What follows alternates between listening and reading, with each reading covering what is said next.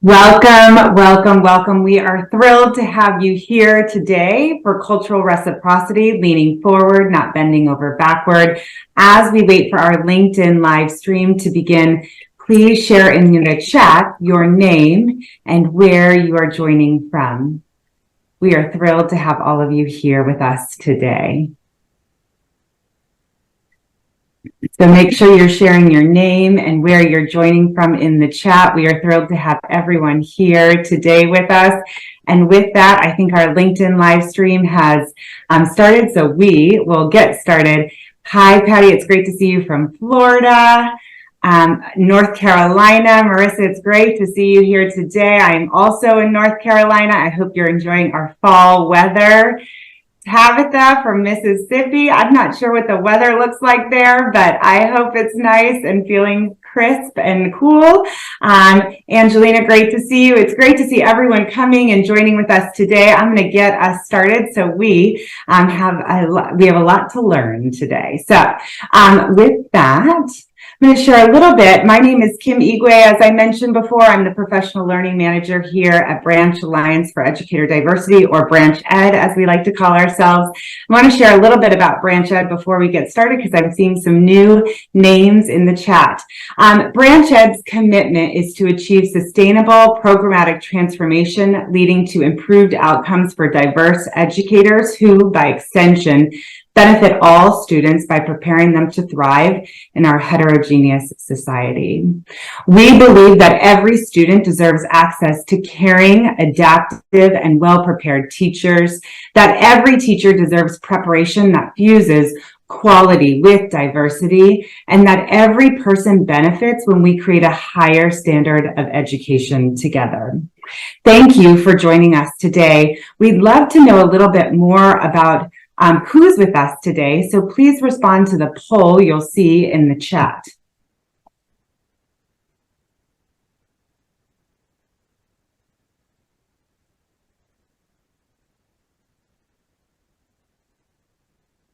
Thank you for being here. We're excited to see the variety of folks joining us today and to learn with us. So this is the third of Branch Ed's 2023-2024 Nuts and Bolts webinar series. The series will focus on the educational ecosystem. At Branch Ed, we believe transforming education happens within an educational ecosystem in which there is a strong connection and collaboration between and among stakeholders to ensure all children have the support they need to thrive. This ecosystem includes, but is not limited to, children, families, caregivers, community organizations, healthcare systems, local education agencies, post-secondary education providers, industry, business partners, and government agencies. These stakeholders have unique and complementary roles that converge and diverge to benefit all children by preparing them to thrive in our heterogeneous society. Today's webinar will focus on cultural reciprocity, which is an approach that goes beyond the concept of cultural competence. Service providers take the first step in cultural reciprocity when they recognize the cultural assumptions and biases that underlie their own practice and acknowledge that they cannot be competent in the cultures of all the families they serve. By seeking to learn about the beliefs of family members and reciprocally explaining professional assumption and beliefs, mutual respect can be established. This process results in genuine collaboration with families in establishing and pursuing realistic goals for the children they serve. Before we get started, I want to share a couple of housekeeping items. A couple of notes. At the end of the presentation, we'll share the recording on our resource portal, so make sure you visit us there if you want to come back to this webinar. In addition, we'll have time at the end for questions, so please use the Q&A or chat feature to share any questions with our presenter. And now I'd love to introduce our presenter. Dr. Beth Harry is a native of Jamaica who received her bachelor's and master's degree at the University of Toronto and her PhD at Syracuse University. Go Orange, I am an alum. Currently a professor emerita of special education at the University of Miami. Her research and teaching have focused on the intersections of family, culture, and disability. In addition to publishing 10 books and many journal articles on these topics, Beth has received notable honors, including serving on the National Academy of Science panel on racial and ethnic disproportionality in special education in 2002, receiving a Fulbright Award to study Moroccan children's schooling in Spain in 2003, and being awarded an honorary doctorate at Lesley University in Boston in 2019. Her research and teaching have been inspired primarily by her experience as the mother of Melanie, who was born in Trinidad and who had cerebral palsy. In response to Melanie's needs, Beth founded a small private school which continues in Trinidad to this day. Beth's recent books include a history of that school entitled Childhood Disability, Advocacy and Inclusion in the Caribbean, a Trinidad and Tobago case study from 2019, and 2 books on family advocacy in collaboration with Dr. Lydia Ocasio-Stoutenberg. We are thrilled to have Dr. Harry with us today. And before we begin learning from her, we would love to know what brought you to this webinar today. In the chat, please share what you're hoping to get out of today's webinar.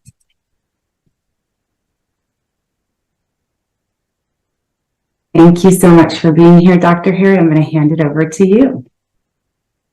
Thank you so much, Kim. Can you hear me okay? Not a very techy person. I never have any faith in the technology, but thank you so much for inviting me, for having me here.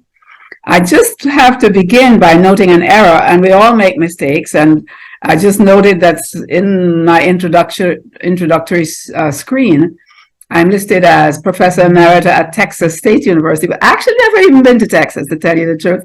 I'm at the University of Miami in Florida. Apologies for that. Thank you. It's okay. These things happen, and I didn't notice it before. Okay. Thank you so much. So today I am going to talk about cultural reciprocity, and thank you, Kim, for giving a very nice introduction to the concept, so I don't have to say too much here.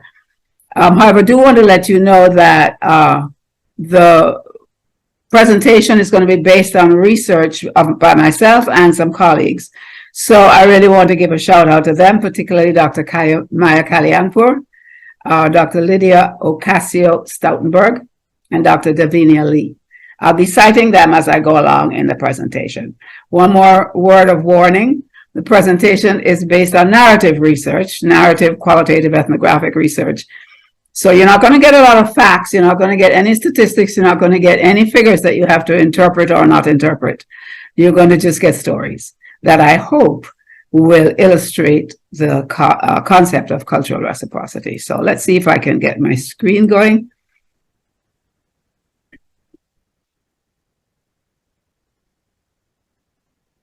Just one moment.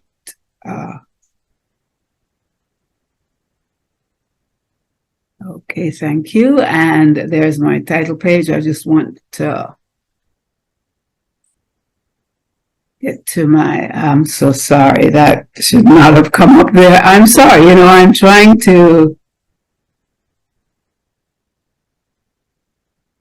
okay, got it. I've got it. Thank you. All right, so there's the first page. And I'm going to begin by asking you to do something that if we were in person, you'd probably be groaning and saying, oh no, she's going to ask us to do something. So you may or may not do something, but if you can and if you feel like it, I want you to stand up.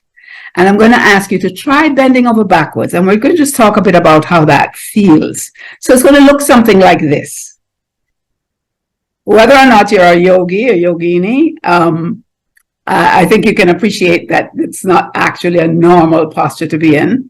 Now let's straighten up and see what happens. And uh-oh, I hope it's not this. I hope everyone's okay. Let's try the opposite now. Let's try leaning forward. And just if you're seated, or better if you're standing, just try leaning forward and just get a sense of the comparison on a physical level of what that feels like. It might look like this, but I hope it's not going to look like this, because leaning forward is not supposed to be intimidating. It's supposed to be the best form of communication. So let's move on and see how we can get the right posture. Let's start with my list on the right, which is the bending over backwards, and just talk a little bit about how that feels. I mean, it hurts. It doesn't feel natural. It's not natural. We're looking in the wrong direction. We're talking in the wrong direction. So it results in mistrust, misunderstanding, and resentment. Look at my column on the left, and let's talk a moment about leaning forward. How does that feel? It feels natural.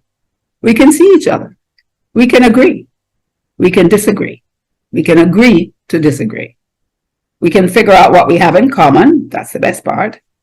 And we can begin to collaborate. So what is it that's underlying some of the issues that interfere with our interactions? And I want to suggest that culture is not the only one, but it's very much a centerpiece of our work. And I put here 3 versions of culture. The big one in caps is the one that we usually talk about. People talk about culture. They tend to be thinking of nationality, national groups, ethnic groups, large C culture. We might also think of it in terms of the culture of a smaller group, unofficial group, such as in a school, for example, or in your office, or in a medical setting, in a hospital. What's the culture like? And at the most individual level, we have individual cultures, which people figure out for themselves, maybe just with one person, just with their spouse, with a sibling, with a friend. But culture is what?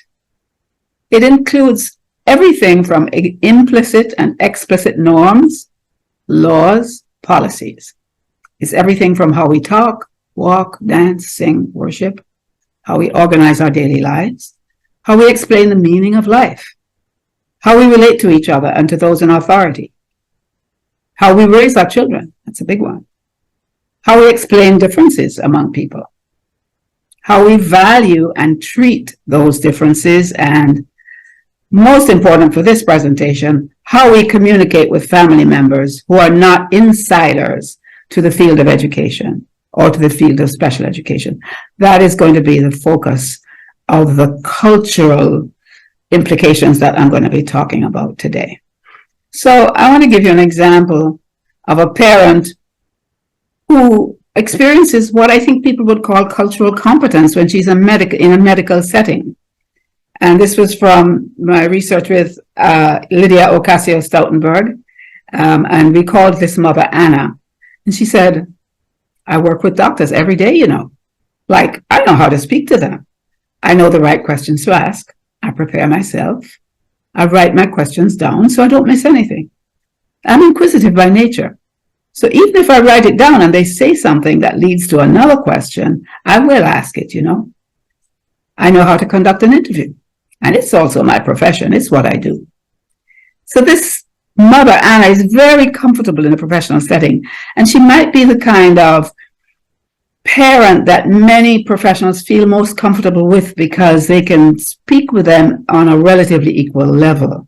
Of course, sometimes the professional parent like her can be also threatening to us, but we're going to talk more today about those families who are not really insiders to the education, especially to the special education system. So let's talk for a moment about what cultural competence means. And it's a common concept, which I know you've all been introduced to and worked on. And I want to ask you, what does competence mean to me? And I'm going to ask you to pause for a moment on the next bullet. In how many cultures do I feel competent? 1, 2, 3, getting there, huh? 4, I think we're stuck. Very few of us can probably go beyond feeling bicultural, truly competent and comfortable. So what would it take to develop competence in unfamiliar cultures or settings? Do I sometimes feel incompetent when communicating with families from different cultures, ethnic or social groups? And I emphasize social groups because that's sometimes the biggest stumbling block. Sometimes the socioeconomic status and maybe educational level of a family is more of a stumbling block to our cultural interactions than even the obvious things like how people dress or what language they speak. So if I don't feel competent, what can I do? And we propose cultural reciprocity. This concept was developed by Maya Kalyanpur and myself many years ago. We've had a couple of books published on it. And we've described it this way: as a two-way sharing of values and views, respecting and learning about other ways of being, while sharing information about mainstream American school cultures. So the first thing to notice is it's two-way, it's reciprocal, it's not one way. It's also not assuming that we know very much about the cultural group of the parent we're talking to. We may know nothing, and we can acknowledge that. We start by saying, you know what? We don't know. I'm not competent. How do I begin? And one of the things that we begin with is the second bullet, which is being aware of the cultural biases that are embedded in our beliefs. So we'll be talking a lot more about that as we go along. How do we do this? Well, Maya and I have laid out the cultural reciprocity process in 4 steps. And of course, it is not 4 steps. When you interact with people, you don't count steps. Things flow, things happen, you move forward, you move backward, you move to the side. But if you analyze the overall process, we think it could look something like this. In the first step, the most important thing is asking how you feel about the parent you're working with. What is it that's making me feel that way? Why? What is it that I'm recommending for them or for their child, and why? Having really come to terms and really faced my feeling, and you know that feeling. Sometimes you meet someone and there's a little dampness in your palms. There's a little beginning of a little knot in your tummy. And it just means that you're not comfortable. You have some judgments. You have things that you think are going to be barriers. So it's a really good idea to start thinking about those before you even meet the parent. In step 2, we invite the parent to share their perspectives, and we ask questions and we listen to parents' perspectives. And that's the opposite of what is often done. Very often we start off with a family member by telling them what we think, giving them the school's perspective. We're saying, let's do the opposite. And then in the 3rd step, move towards explaining our professional perspectives, because we don't assume that the parent should understand everything about special ed. They may not understand even the categories we're using, the language we're using, the reasons that we think independence is so important, for example, whatever. So we then are willing to do the reciprocal thing, which is to share the school's perspective. Finally, we hope that this process can lead us to identify common ground and to develop collaborative goals. I'm going to move on now to start with our examples. And there are three stereotypes about parents that you hear a lot. And if you're a teacher, if you even work in a school, if you work in any kind of therapeutic setting, especially with parents of kids with disabilities, these are things you've heard all the time. You've probably said it yourself. Oh, these parents, they're in denial. They don't face what's going on with their kids. They don't even know. Secondly, they don't have parenting skills. We really have to teach them. And third, they won't come to the meetings. They don't show up. Okay. I'm going to talk about each one of these in turn. So we'll start with they're in denial.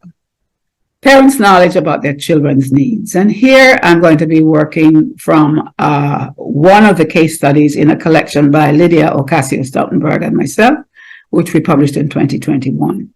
It was a small study which taught us a lot about parents. It was with a group of very diverse parents of children with a range of disabilities.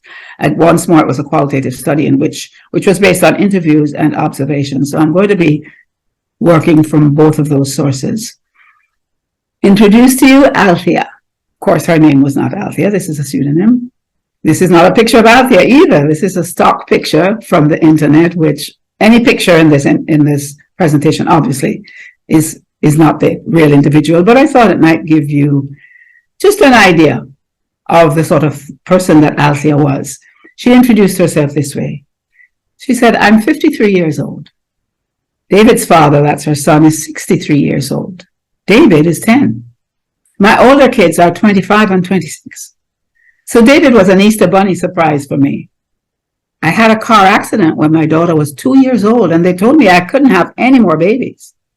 But then up popped David when my daughter was already 15. But my baby is a gift from God. I always say that. I'm blessed to have him. I thank God for choosing me and my family to be a part of David's world, because he adds so much extra to what we are. He has changed us. So with Asia's story, I'm going to kind of turn the idea of denial on its head. Usually people are saying, the parents are denial. Well, here I want to give you some examples of when professionals are in denial of parents' knowledge, when they believe that the parents' everyday knowledge is way inferior to our scientific knowledge, or maybe it's not even knowledge at all. So she told us a very shocking story of the diagnosis of her son who had Down syndrome. As you know, Down syndrome is identifiable and usually diagnosed even at birth. She says, in the beginning, when I had him, if they would have told me that he had Down syndrome, he would have gotten all the help he needed. But I didn't know. The doctors said when he was born, they said they never diagnosed him as having any issues. They put down that he was a healthy, normal, bouncing baby. I was lost and blinded. He kept noticing that he was not moving around, not that much, not crawling, not rolling over. The doctor said, oh, there's something weird, but he'll grow out of it. Finally, then I went to the pediatrician. David was almost a year old by this time. And he was like, well, let me see his hands. And he goes, maybe. So he took the blood test. David was born in January.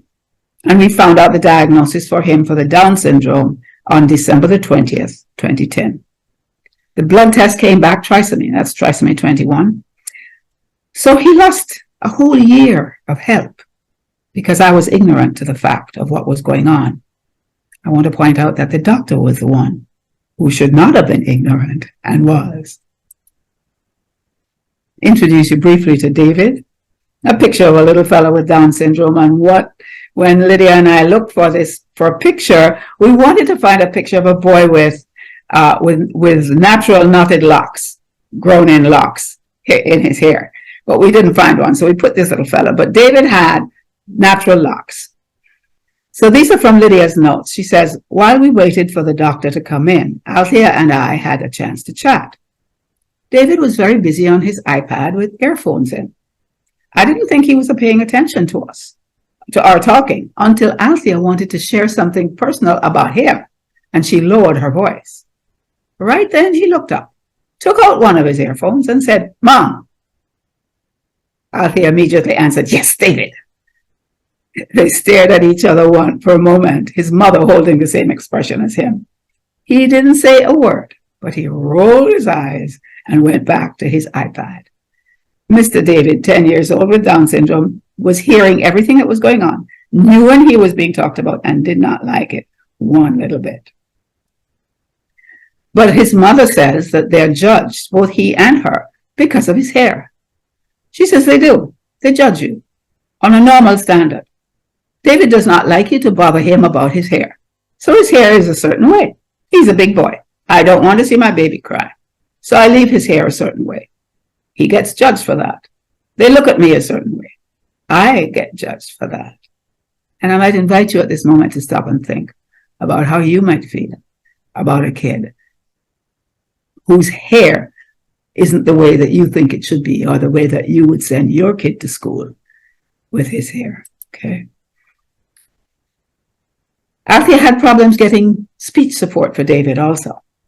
Although individual speech therapy was on David's IEP for 3 times a week, plus an assistive technology device for speaking, neither of these was ever provided. Althea took her complaint to the school district. Within a week of calling the district, a specialist from the district did not call her, but emailed her. She emailed Althea with some picture icons for her to download, just little photos, and to download and print for David to communicate. Words such as eat, sleep, or play. Althea explained how offended she was. This does not help him at all, she said. And most important, it was not what his IEP had promised. Clearly, the assumptions around David's potential were based on a whole lot more than what he actually could do. I would suspect they were based on assumptions, some of the assumptions that Althea pointed to about him and her family. She had another very bad experience, also based on those kinds of assumptions. David kept getting sick. He would get bronchitis. But she says because of that, and she kept him home from school, and because of that, at one point, David kept getting sick and sicker, and I kept him home. And she, that's the teacher, got DCF. Now, DCF is the Department of Children and Families. So the teacher got the top Department of Children and Families involved. And this was like a whole enchilada because he was at home. Well, we know that when the weather changes, David starts breathing weird. We don't need to come to the doctor. We just need to make sure the machine is running properly, the nebulizer. We know what to do. We're pros at it. My daughters are pro at it because both of the kids have bronchitis. So we know what to do. So if I know my child is sick, I'm not going to send my child to school to infect other kids when he's got this. So she says, yes, the family does get judged too, from an assumption. You're getting a check for him, so you should do X, Y, and Z. She's referring to getting a disability check because of his diagnosis, which very often you do get. I've heard this over and over in research from parents, where the school people think that the parent is using the disability to get the check. So she has this experience where people are saying, you're getting a check for him, so you should do this and that. Well, I don't know where they get that assumption from, but I love my son. If I was getting 0, which is perfectly fine, that's fine. That's my baby. I fight for him. I fight so much for him that I think the school district is done with me now. I call them now and they ignore me because I'm fighting so hard for my son. I could tell you much more about Althea, but I have to move on. So I'm going to wrap this up with a comment she made, which seems to me a wonderful conclusion that I hope you can remember. Based on her experiences of both her son and herself being dismissed and ignored, and I would say denied, by so-called specialists, Althea concluded or summarized her main point like this. You have to have people who specialize in human beings. I want to invite you to think about that when you think about being a service provider. Do you specialize in human beings or in a category, a disability label? I'm going to move now to our second theme that we hear about parents very often, where service providers say they have no parenting skills. For this theme, I'm going to rely on work by Davinia Lee, published both in 2006 and 2012. At the end of the presentation, by the way, I do have the resources. You can find all of these sources if you'd like to read them for yourself. And I'm calling this aspect of the presentation, Children Having Children. So I invite you to look at these young mothers and their children. Again, stock pictures from the internet. Take one moment just to think about what feeling do these photographs evoke in you. My guess is that you've got very tender feelings. You're touched by seeing these lovely young women with their babies. I would invite you, though, particularly to focus on the top right picture of a young woman who looks very young. She might be about 16 with a newborn.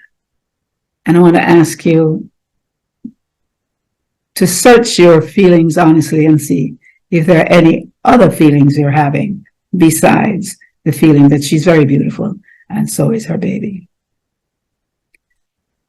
Okay. So we asked, I should say, Davinia asked the service providers in her study to identify their own feelings and assumptions. Remember, this is step 1 of cultural reciprocity. So how do they feel about these children? And these were some of the comments she got. She's a child. She doesn't know how to be a mother. This is every parent's fear. My daughter's pregnant and she's ruined her life. If I approve of them as teen mothers, then am I advocating teen pregnancy? Think about that one for a moment. She's thinking of her own self and how she would feel. And is it safe for her to support these young women? Because is it that she's approving of it? Is it a fear of getting too close, she also feels, of becoming maybe in a role of a parent to this young woman? And might she also experience a fear of learning too much about this young person's life? And you'll see in my story, in the stories, where actually that does happen. So I'm going to share these stories with you. Two young women, Veronica and Stacy, and the theme that came out of their work that Davinia did with them was they don't know me, and the they was the service providers. They don't know me.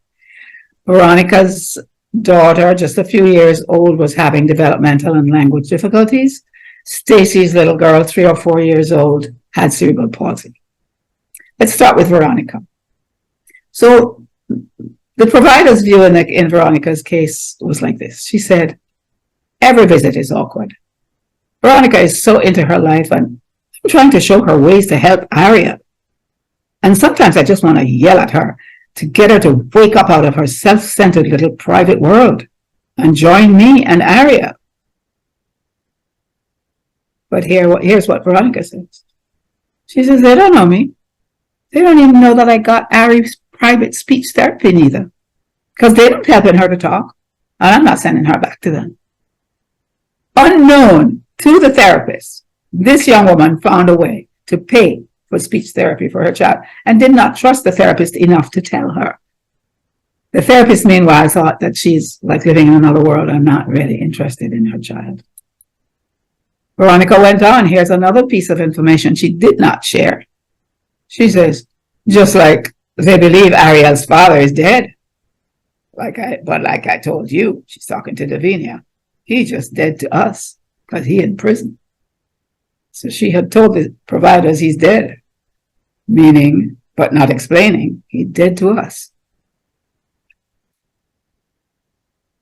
And this was my favorite conversation that Davinia had with Veronica after she got to know her quite well, and she thought she knew her very well, but she still didn't know her. She says to Veronica, based on a previous conversation she had had with Veronica, she said, "You still a waitress?"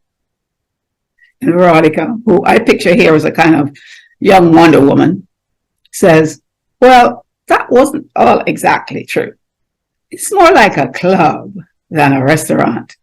And well, I serve a bit more than food. I'm a stripper. But that's it. A girl's got to do what a girl's got to do."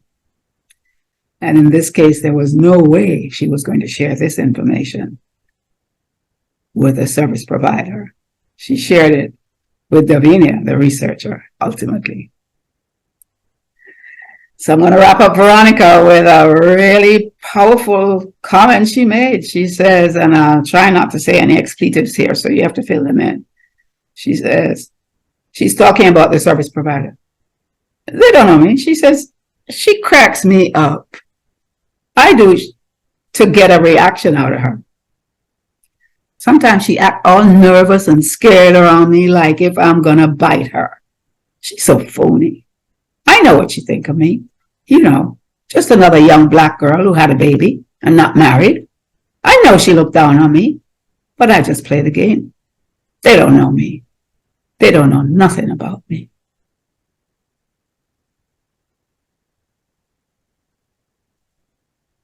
Now I'm going to move to Stacy's view, which is very similar but different, because in this case, we had the joy, I would say Davina had the joy of seeing a service provider who decided to move forward from her initial step one, cultural reciprocity, negative awareness, to actually engaging in a process of cultural reciprocity with Stacy. So I'll try to just highlight the main points of this. So Stacy said, rather very much like Veronica, she said, you know, if they took the time to get to know me, everybody would see I'm not a bad person. They see I'm confused and lonely, but not bad. But people see what they want, and they don't like to see dirt. You good or you bad? And I guess because I've done some things that probably was bad, and because I don't take care of Melina like they think I should, then that makes me bad. Now, the service provider in what I would call step one of her cultural reciprocity is very honest. She says, I just can't help but think of what a disservice is occurring to Melina, that's the baby. Every time I watch her fight to breathe or move, I get upset with Stacy. I know it's wrong, but Stacy's so young and incapable of being a mother. I tell you, whatever happened to the good old days, the plain old vanilla families? Well, despite that little silly comment at the end, I think we can identify with what the service provider is saying. We can identify with her fear for the child, her worry over whether this child is getting what she needs. However, here's what happened when she started to engage in cultural reciprocity. She said to the researcher, I'm light years away from where Stacy is. Look at the music, for instance.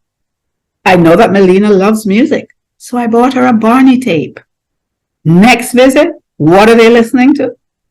That noise they call music. It drives me crazy. So what had happened was, after the Barney tape, when the provider went back, this is what she found. Stacy had decorated her room to look like a disco. So there was a beautiful big disco ball and all sorts of bright lights in the ceiling.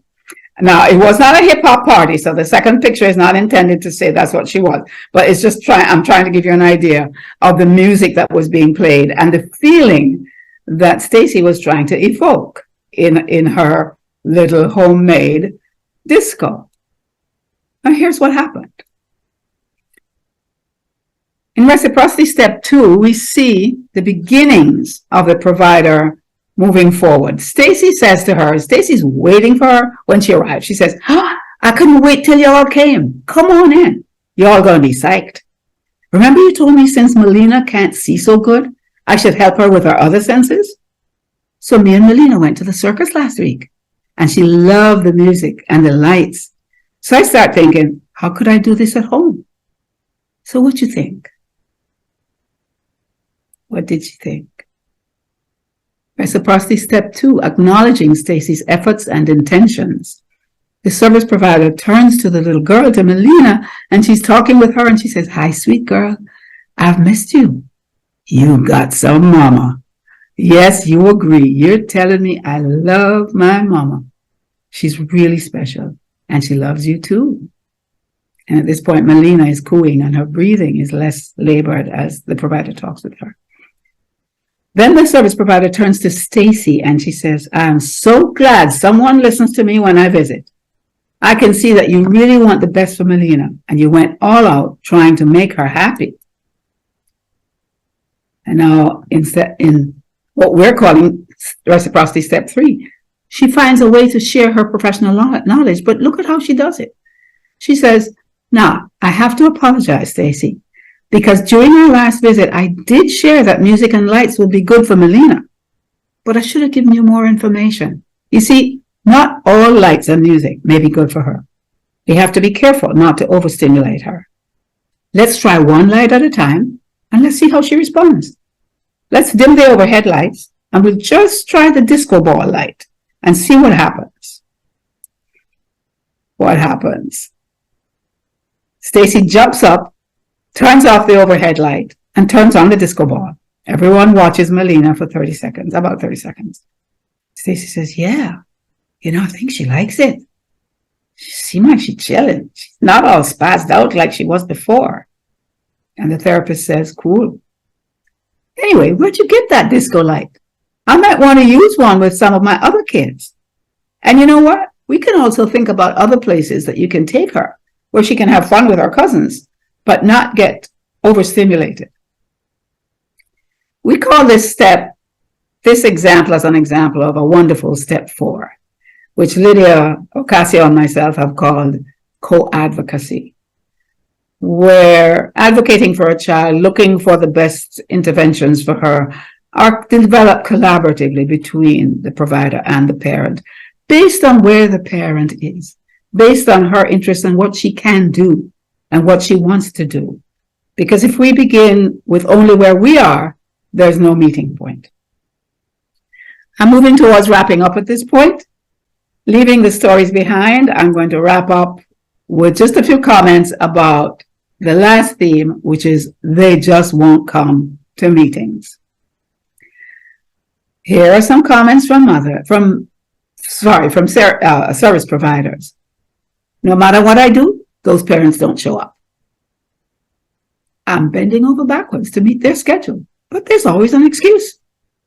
Okay, so they come, but then they don't say anything. Or then they say yes, and they never follow through. I'm sure those of you who are listening have heard, maybe even made these comments yourselves in your work with parents. So I want to suggest that perhaps the first thing you can do is go back to step one, cultural reciprocity. What are my assumptions about my role? Very often we're going to find that the assumptions that we hold are, first, that my professional expertise is what is most needed. We believe that scientific knowledge is more important than everyday knowledge. We believe that collaboration means sharing my knowledge with the parent and providing services for the child. Sort of trying to get the parent to implement the knowledge that we think is the important knowledge. And as you can see from the examples I've given, that's not reciprocity, and it most of the time does not work. I want to point also to professional oral communication. For goodness sake, guys, when you're in meetings, can you please get rid of some of this language? The objectified language, such as the service delivery system. I'm going to tell you real quickly before, just a little anecdote. When I was living in Trinidad many years ago when my daughter was born. My daughter had cerebral palsy. And I had no idea what to do. And a friend of mine sent me material published in Canada about services. And I was blown away by the term service delivery system. I honestly read it. I thought, what is that? I realized it evoked for me an image of a milkman going around dropping off bottles of milk at people's door. So objectified, so impersonal, medicalized language about auditory, visual, perceptual skills, which really could be said so much simpler by common words such as related to listening, watching, looking, understanding, interpreting, words that people use. Abstracted language like manipulatives. The kindergarten teacher is talking to parents about the kid using blocks, but has to call them manipulatives, and the parent's thinking, what? What happens when the parent hears a word she doesn't understand? Most times she shuts up. So very often the jargon is incomprehensible. And when there's another language being used, very often there are also translation issues. Briefly, a comment on written communication. Of course, we have to communicate in writing and we have to write reports. But reports have a way of reinforcing whatever is written there. It reinforces the value of professional pronouncements. When you see something in writing, somehow it seems to carry a weight that the spoken word may not carry. Written writings tend to reinforce the impressions that is valid. The process of what we call reification, which is where a sense of deficiency, such as a so-called low IQ, becomes seen as a thing, as if it's a thing that the child holds, which is not.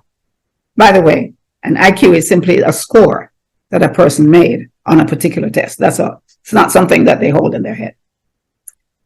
Parents with low literacy, of course, or less English proficiency, often find official letters very intimidating. So be careful with our written communication and try to back them up with oral participation. And finally, a quick comment about participation structures, how we structure the conferences when we meet parents. And studies of parent participation at conferences show a clear hierarchy where there's a big difference between the way parents and professionals are introduced. Parents often are introduced as mom or dad, whereas all the professionals are Mr. or Mrs. or Doctor. The order, the style, the timing of the reports. When does the parent speak? The parent very often is invited to speak at the end. And at the end, the parent often is so intimidated by all she's listened to, she doesn't dare to open her mouth. We see disrespectful and inattentive interactions on the part of people, professionals sitting in the meeting. And very often, no translators where they should be there. So I have to conclude at this point, and I want to just say that hopefully you can take this away, that it does not matter whether we agree with unfamiliar parental views or lifestyles. We may not agree, we may not even approve. But what matters is that we recognize that our views are reflections of our own sociocultural preferences and experiences. And that includes professional training. Also are the views of the parents.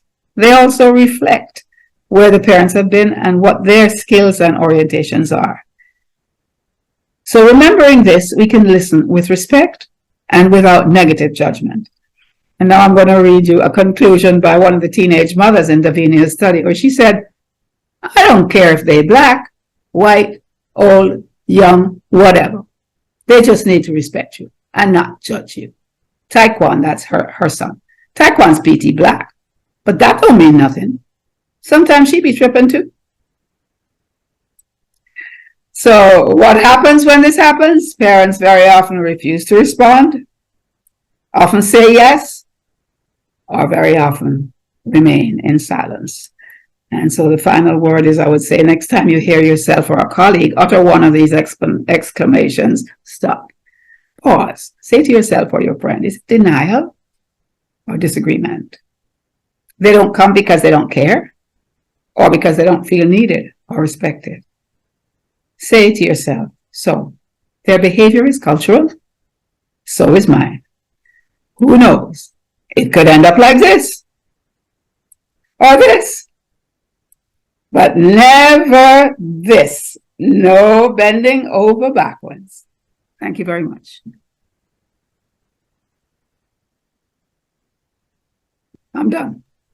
Dr. Harry, thank you so much for that presentation. We have some questions for you from the chat, and if you have more, please do use the chat to ask any questions. The first one is, what process would you recommend to help teacher candidates develop the skill of cultural reciprocity? And I would add in teacher candidates, school principals, community members. Does that process look different? Lovely question, because it's easy to talk about stuff, but how do you do it? So in my years as a teacher trainer, which is what I did for the last 35 years, I found that using case studies is the most effective. It's one thing to talk about theory or to talk, sort of abstractly. But I found that taking a real life case study like one of these studies, or heaps of people have done collections of case studies, and have the students read them and have them role play them. I found that was the most effective way. Basically asking them first to just role play it instinctively from their gut. I would say, forget what you read. Forget what you think you ought to say. Just tell me how you would do it from your gut. And then let's talk about how that looked. And then, okay, let's try a different way. And then we try it. And we have the whole class collaboratively discuss different ways of learning of how to be reciprocal. Understanding that we are none of us perfect, and that we're all full of biases, and that we operate out of our biases, but that we can learn to work against them or without them.